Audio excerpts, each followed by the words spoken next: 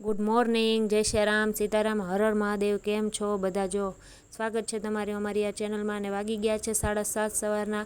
અને આજ તો મોર્નિંગ બધી મસ્ત મસ્ત હતી, પણ થોડા વાદળાઈ હતા અને વરસાદ જેવું લાગતું હતું. અમે તો રોજ રાતે અગાસીએ જ છીએ, કેમ કે નીચે તો એટલો બફારો થાય છે ને વાત જવા દો.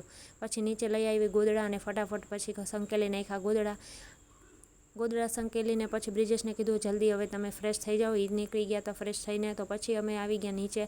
ત્યાં તો અમારે મિતેશભાઈને તો તબલા હાથમાં આવી ગયા હતા, તો એ એનું કાર્ય ચાલુ કરી દીધું કામનું. અને પછી નાસ્તો કરવા બેસી ગયા. તો બ્રિજેશ કે હવે કાલના તો નાસ્તો કંઈ ખાધું નથી, તો એ કે હું ગાંઠિયા લઈ આવું છું. એ કે તો એ ગાંઠિયા લઈ આવ્યા, વણેલા ફાફડા અને સંભારો ને મરચાં અને સાથે ચા અને ભાખરી બધું હતું. અને નાસ્તો કરવાની આવી ગઈ મોજે મોજ, કેમ કે હવે જાણે એમ લાગે કે જન્નત મળી ગયું હોય. એને તો એવું લાગતું હતું. એ કે દર 11 આવી રહેવી જોઈએ હોય. એ કે મેં કીધું હા કાંઈ વાંધો નહીં, રહેશું આપણે. અને પછી થોડું ઘણું કામ હતું એ કર્યું, અને હું પછી ફ્રી થઈને આવી ગઈ દુકાને. ત્યાં તો મિતાંશભાઈ ત્યાં ને ત્યાં જ હતા હજી.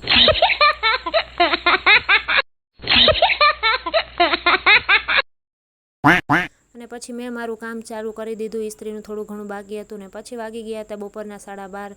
તો 12 વાગે જમવા બેસી ગયા. જમીને તો મિતાંશભાઈ કે લાવી કે હું વિડીયો ઉતારે. મેં કીધું હાલે મારા કલેજા તું ઉતાર.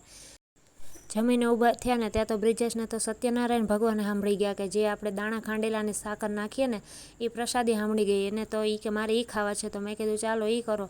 તો કે હું કરીશ મારી જાતે, પછી જ ખાઈશ. મેં કીધું કાંઈ વાંધો નહીં, તમે તમારી રીતના કરો. મેં કીધું લાવો તો ધરાળ મને આપ્યો નહીં. પછી એને ચાલુ કરી દીધું દાણો ખાંડવાના, કેમ કે મિક્સર તો આપણા ઘરમાં જાણે કેમ હોય જ નહીં.